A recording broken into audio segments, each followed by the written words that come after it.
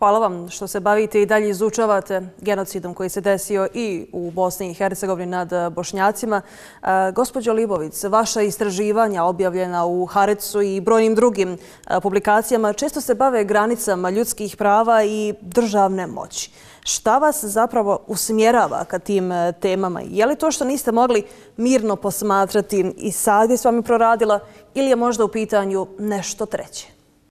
I think absolutely both consciousness, but also as human rights activists, it's our duty to put a mirror to what's happening. And so when it became clear at the beginning of the war already, I can say that in October 2023, already then, it was the first month of the war, already then there were 22 evacuation orders put out to 22 out of 33 hospitals. That already signaled something that is systemic. And so we had been following, since then, we have been following what's going on. And at some point, the suspicion that what is happening is a genocide, when it kicked in, what we did as an organization is we decided to look into this in a serious manner, among others, because of what Itamar, Professor Mann, was saying beforehand, that we know that the bar is high in terms of the requirement of intent to be proven here. And so we set about into a process of consulting with experts, both experts who already then were talking about genocide and also those who thought otherwise. So we wanted to hear all positions. We kept on documenting what was happening. And another thing that we kept on doing was actually trying to ward off, to prevent some of the harm that was happening. So for example, we got in December 2023, we were informed by our colleagues in Gaza about about a raid by the army that was going to happen, which we went to the court to try to prevent it. Whenever we went to the court, we were not able to get any response that would prevent some of this harm. So all this was happening as we were studying the issue of genocide. And we came to the conclusion that that is the case. It was clear to us, and I can say that we work in this organization. We have both Jewish Israelis working and Palestinians who are working in Physicians for Human Rights Israel. In that sense, I think it's inevitable that people experienced this time probably not in the same way. As I'm someone who is Jewish Israeli, I have Palestinian colleagues, and it's really good to be able to work with the legal, the framework of international law, which provides us with definitions. So this is not something that's subjective. These are definitions that we can all come together around and analyze together, and that's what we did, and that's what we came out with. I think it was also a sense of showing solidarity, as I said, with colleagues, the doctors, the medical workers who have been heroically both experiencing genocide and at the same time continuing as much as they could to provide care under such impossible situations. So this is also something that we owe to them. And I would say finally that we are an organization that is based in Israel. And so we see one of our responsibilities towards the society in which we are embedded.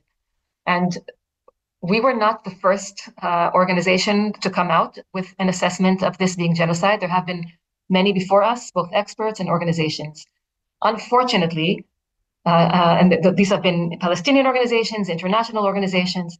Unfortunately, some of these have been called, in our minds, in no way in a justified way, biased, or in some cases, if even anti-Semitic. And again, we of course reject that kind of diagnosis, but it was still important for us to come out as well and to provide our analysis. And I'm glad that we were able to help by providing a health-focused analysis that put together everything that we've been following. And hopefully by doing that, what we are doing is normalizing, making it more normal to have this kind of a discourse in the society in which we are, both in in Israel, in Israeli society, in Jewish society elsewhere. And I hope that coming out with this position is pushing the conversation in that way. So more pressure could be put on Israel to end the war. More pressure could be put on international bodies to compel Israel to end the war, to restore the health system, to protect healthcare workers, and to ensure that real free-flowing aid is provided. Hvala vam za sada. Molim vas, ostanite tu. Ubrzo nastavljamo naš razgovor, ali prvo slijedi jedan kratki reklamni predah. Gospodine Mann, već smo pričali o užasnim scenama kojima svjedočimo u pojasu Gaze. Pratimo i geopolitiku. Znamo da brojne svjetske sile brane, tako reći, Izrael, pravdaju njegovu agresiju na Gazu, kažu da ima pravo na samoodbranu. To je opravdanje za podršku koju oni zapravo daju sami Izraelu. Kako se uopće može tretirati ta vrsta podrške čak i nakon što je Međunarodni sud pravde, dakle, presudio da postoji vjerovatan rizik da se akcije Izraela svode na genocidne akte? Kako to komentarišete? Okay, this is once again not an issue that we covered in the report with Physicians for Human Rights, so I'm going to answer it in my capacity as an expert in this field. I think that at this stage, the question that was very central to the debate in October 2023 about Israel's right to defend itself is somehow muted. So I think that's a very important debate.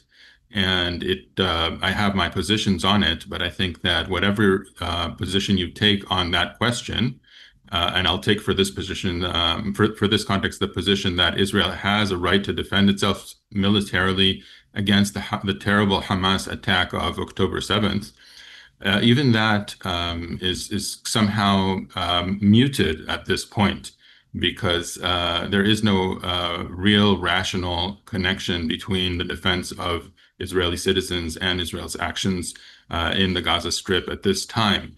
I'll be a little bit more concrete about it. So in the beginning, after October 7th, Israel declared that it had two goals for its military campaign. One was to eliminate the military risk of Hamas, or to eliminate Hamas, sometimes was said, and the other was to bring back the hostages. When we were during the Biden administration, viewers may remember that the Biden administration said time and time again that it requires Israel to have a plan for the day after. And Israel never had a plan for the day after. It never really tried to enter a clear diplomatic avenue in which there might be some other power that is able to take the Gaza Strip in a secure way. Primarily, that would be a Palestinian power, or to be more specific about it, the Palestinian Authority. But with time, it became clear that the most expansive definition of eliminating the military threat of Hamas has been applied by Israel. In other words, that Israel is intent to eliminate Hamas as such, as an organization that has military capacities and civilian capacities. In this regard, it does relate to what we wrote in the report, because the hospitals were perceived as Hamas targets by Israel in some contexts, not even providing any clear evidence that there was clear military activity in the hospitals. It seemed like the fact that this is part of the Gaza government, Hamas government, already made it possible to target these facilities. And after that, we have seen another update in the goals of the war. And that update, which is partly declared by our Minister of Security, Israel Katz, and partly denied by our IDF, Israel Defense Forces, or the army, is to deport the population of Gaza, to create a Gaza Riviera, what have you. These are manifestly illegal targets of the war. And inasmuch as these targets are on the table, it is clear above any other claim that under international law, such a target cannot be legal. And this is no longer even a claimed war of defense, whatever you think of that claim, as it appeared 2 years ago. And at this point in time, I think that the conversation must change. And I'm talking about primarily Israel's allies in Europe, for example, the UK and including Germany as well, Germany has taken a strong position that Israel can defend itself. And as my own personal capacity, I agree with that decision, that position. I agree that after October 7th, Israel had the right to defend itself. But I'm also as insistent that that is no longer what we are seeing now. Monstrously, we have seen a completely different target come into the light and be almost fully declared and acknowledged by the Israeli government, and including by the Israeli judiciary in one particular case. That is to say, to destroy the Gaza population. The perception is, my understanding is that the perception is that the destruction of Gaza is necessary in order to provide security, a kind of long-term security for Israelis and Israeli citizens. This is a kind of argument that has no place in international law. If we have an international legal system, this is a question that is the answer to which is absolutely not clear at this stage. But if we're assuming that we do have such a system, we cannot give such an answer. And all states that are allies of Israel must adjust their policies in order to acknowledge that the targets that are being pursued right now are manifestly illegal. Thank you. Gospođo Leibowitz, upravo je gospodin Mann pričao o kršenju konvencija, prava, zakona, ljudskih prava, stoga ne mogu da vas ne pitam u kontekstu izraelske politike i društva koji su po vama najvidljiviji obrasci kršenja ljudskih prava o kojima se zapravo najmanje govori i koji nisu toliko izloženi javnosti, pored naravno provođenja politike genocida i izgladnjivanja kojima svjedočimo prethodnih dana?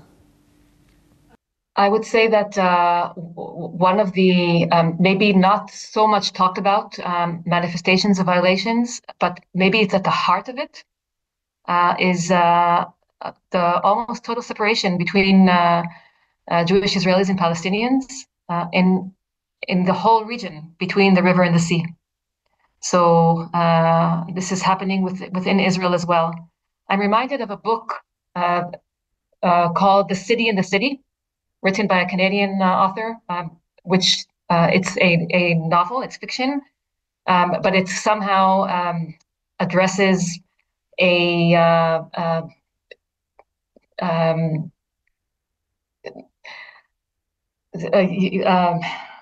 Yugoslavia back then. Like it addresses some place in the region. It's imaginary, and it speaks about a city where you have two people from warring nations, but they're living absolutely together and they do not see each other physically, and what that entails.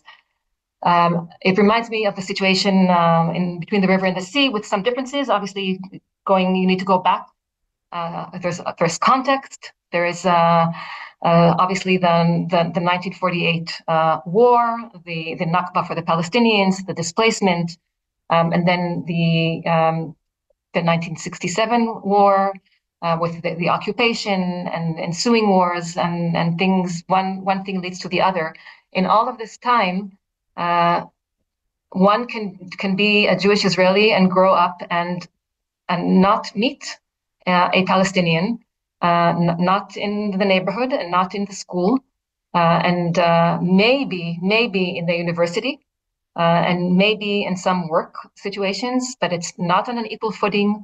The laws of the country are ones that give preference and superiority to the Jewish citizens, and I think that's one of the roots of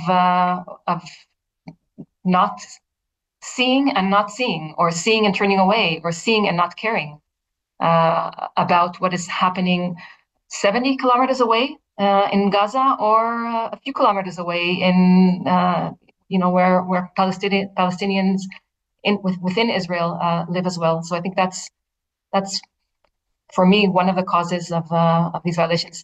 I think the other root causes is something that Itamar mentioned before. We are seeing world powers and European countries providing support and aligning behind Israel's policies.